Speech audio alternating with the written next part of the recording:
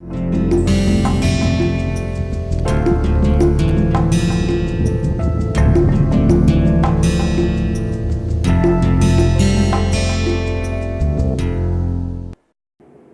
have been speaking about the uh, habitual art practices that are connected to the social norms and the regular habitual behaviors that is connected to the customs and religious practices very closely.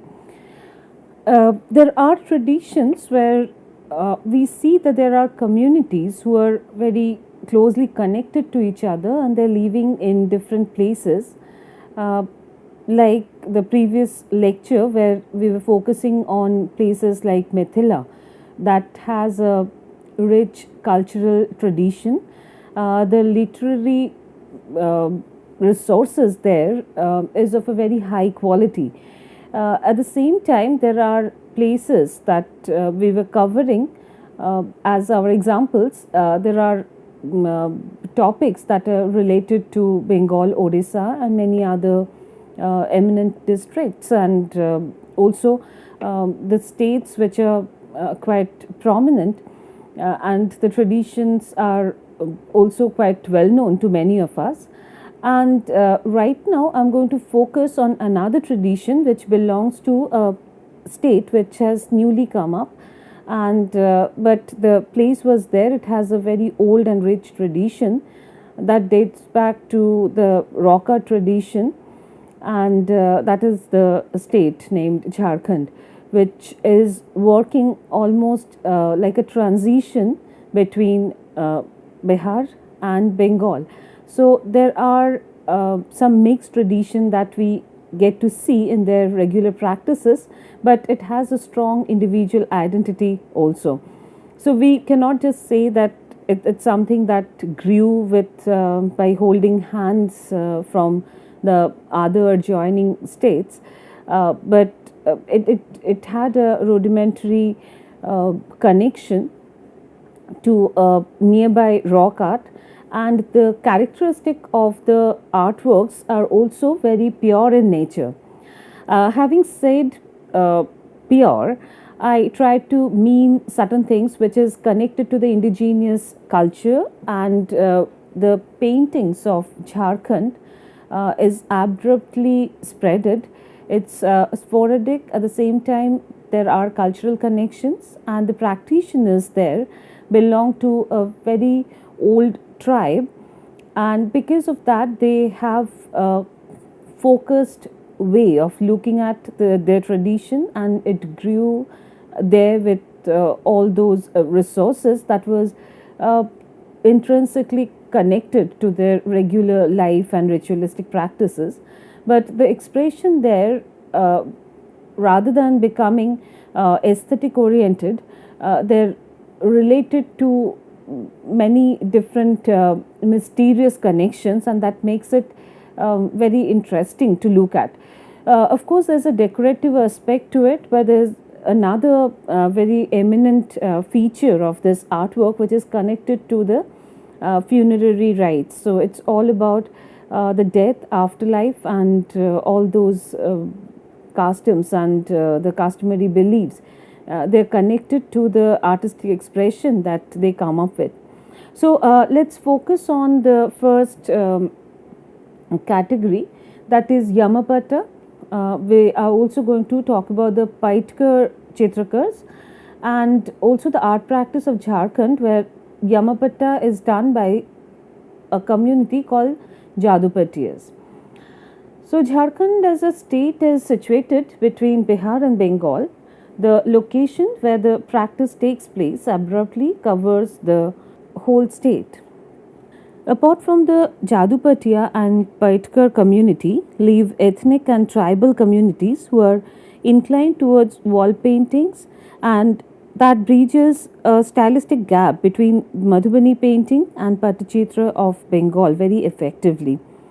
History of the origin of Jadupatiyas who live in Dumka and Singhbhum district of Jharkhand is still debatable, as there are several opinions. However, in the context of current research, we are looking at their artworks and positioning them in the contemporary visual culture.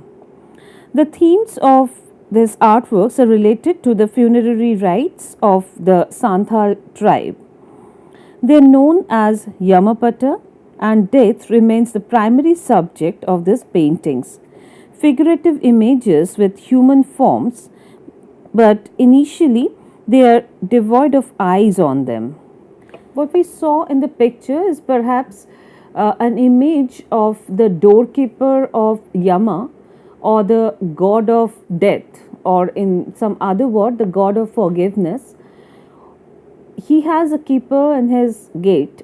So, after death, it is believed that when the dead person reaches Yama, before that, he needs to uh, encounter this character called Chitragupta. So, perhaps this is one image where the messenger of Yama, or the god of forgiveness, sits there, and he has a count of each and every sin that a person commits through his life, his or her life. So, Chitragupta takes account of that, and on the basis of that, he decides whether he needs to be forgiven, or what are the kind of punishment that has to be pronounced for this particular person.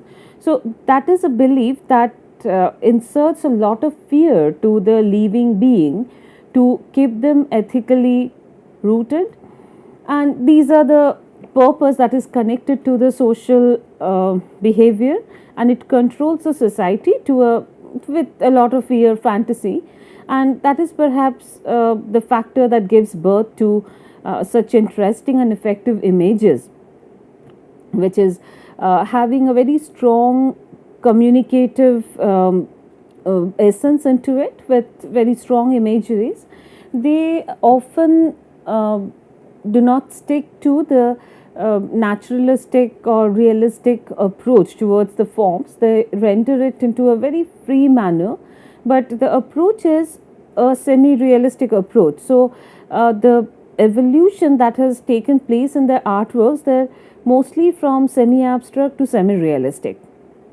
I'll come to that slowly with images, but then I'm going back to the thematic aspect of the same thing, where the imagination, the image that gets formed with the idea of Yama, the god of death or the god of forgiveness, it gives you a sense of fear at the first time, and then it's all about the opposite and complementary connections of virtue and vice, good and bad, and it works as a complementary factor with human emotion.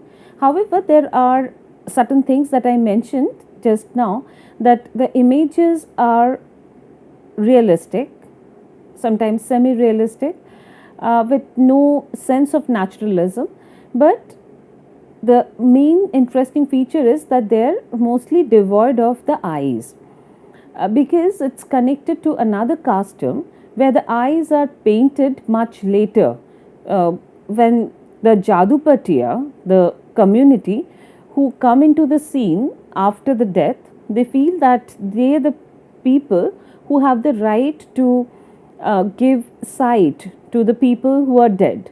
So the tradition has all these connections which are superstitious in general, but that is working as an operational factor for this practice to thrive and grow and then move on. Jadupatiyas paint during the month of Falgun and Chaitra, that's spring to summer season. They are called on the occasion of a death in the family. The community believes that the Jadupatiyas are like the Brahma, who can give the dead person eyes to get released and travel through the darkness of death with light and eyesight that leads the dead to the heaven. They believe, or even they force these people to make that the dead person will suffer in the darkness till the Jadupatiya will intervene and paint the eyes on their Yamapatas, which are already there without the eyes. They're initially made without eyes. The Jadupatiyas receive gifts that range from utensils to cattle against the performance that combines painting and singing. In the corners of those painted scrolls called Yamapata, the Jadupatiyas paint the objects that they receive. The Jadupatiyas live and work from the places like Durguri, Nausar, and Dumka in the state of Jharkhand. They belong to the ethnic Bengali community who speak local Bengali and work for the Santhal tribes. They claim that the tradition is at least a century old. It has been in practice since the inception of Santhal tribe, the largest homogeneous ethnic community in India.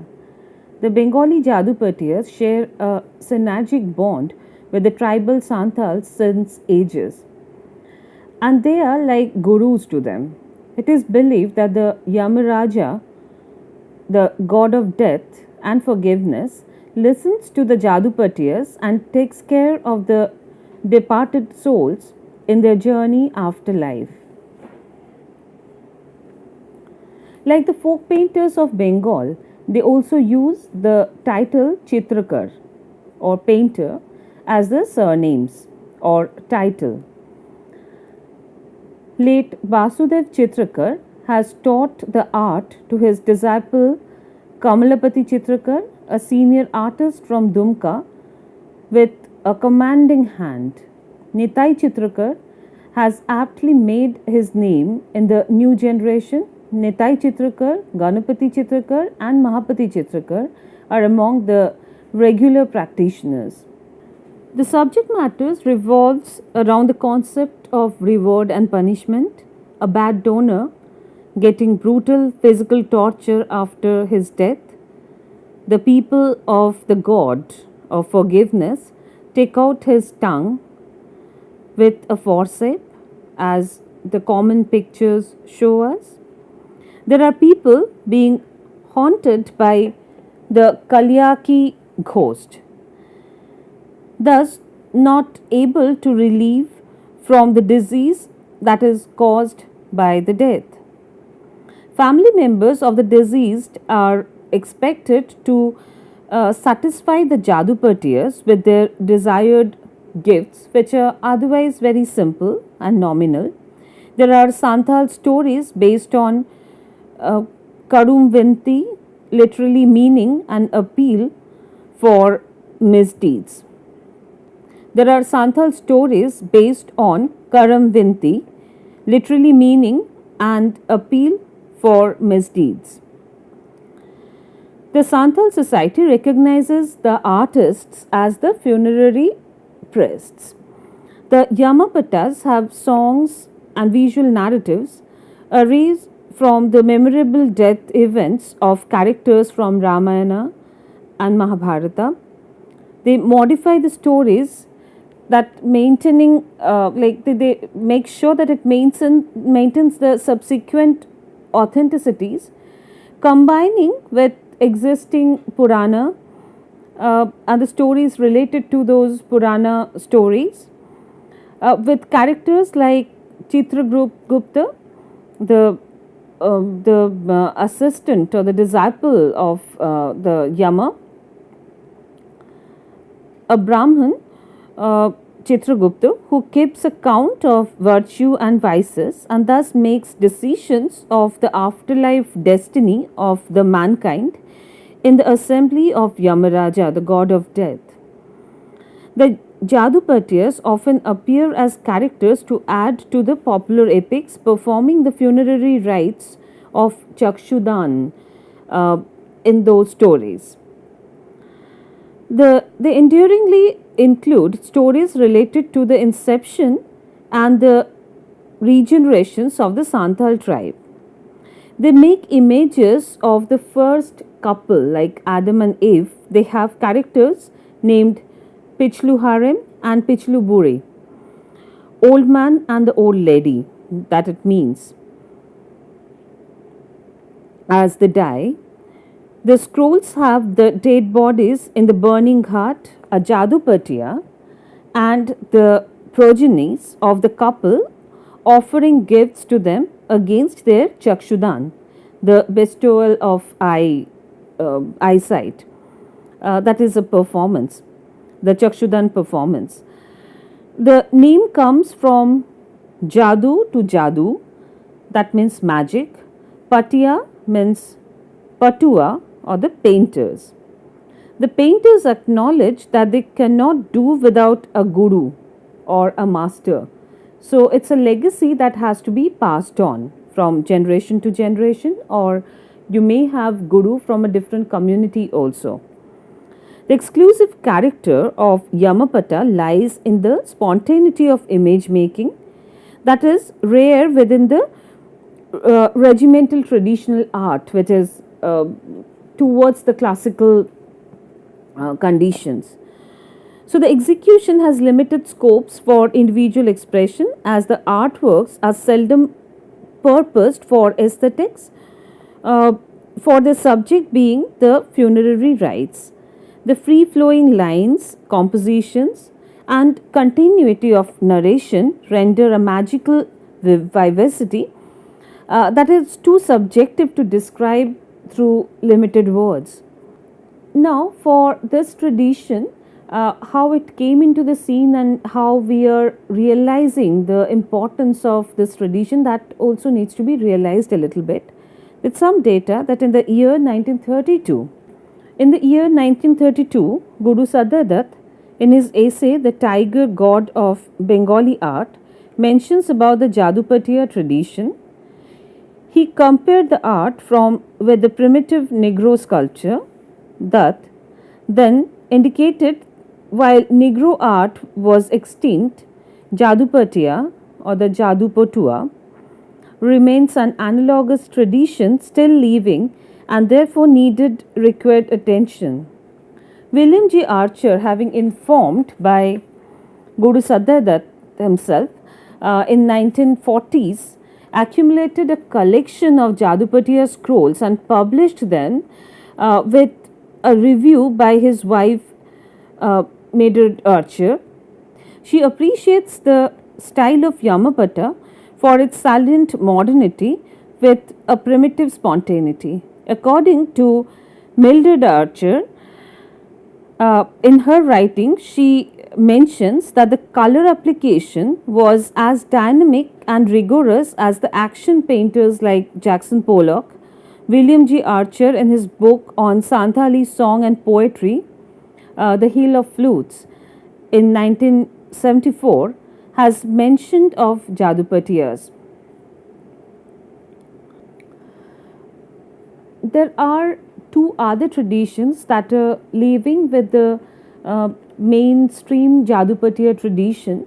They are the Paitkar Chitrakars. There is one community and their painting which is quite similar to the Jadupatiya paintings with a different aim they make it, and also the Sohari paintings, which is the paintings for good luck and blessings on wall. We need to discuss about these two traditions also. A similar tradition is alive in Amaduvi village of Singhbhum district, where the artists are known as Paitkar painters. The artists are titled either as Chitrakar, or painter, or Gayan or singer.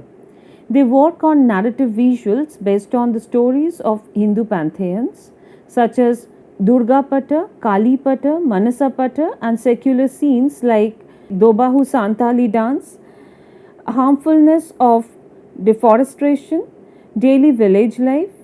Amadubi village was reputed for its bhajan and palakirtan performances, and impressed by the talented inhabitants, Amadubi Moja was allotted to them. They follow a tradition of making colors and painting scrolls similar to the Bengal's folk art tradition. The tribes like Orao, Kurmi, Damru, and Prajapati, other than the Santals, are also indulged in their own habitual art practice surrounding the Hazaribagh district in Jharkhand. It is believed that the wall painting tradition of this region dates back to 15,000 years. The assumption is based on the motifs of prehistoric Esco cave paintings that resemble the living wall paintings tradition. The Isco cave is of an archaeological importance now, located in the place named Choti Pahari block Baragaon, close to Hazaribagh district in Jharkhand.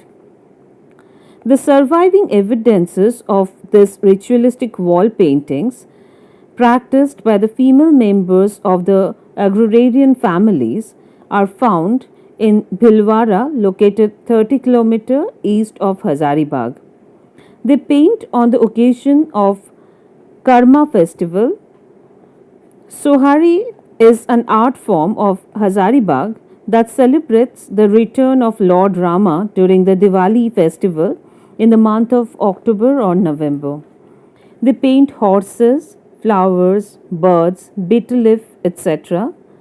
Parvati Devi and Rupkini Devi, Sohari painters from the region, draw linear images on marriage ceremony called a kovar, similar to a Madhubani painter, to celebrate fertility. Another purpose of painting is to ensure protection from evil spirit. The paintings are often quite graphical, and the process involved is making a ground ready by repairing the surface and making it even with mud layers. They apply layers of black soil that is extracted from lamp black mixed with mud beneath a layer of yellow mud. They draw the images by scratching off the yellow layer with a scraper so that the black layer reveals eventually. The wall paintings are energetic and stunning in their looks. The portable version are made on mud coated papers following the same method and material.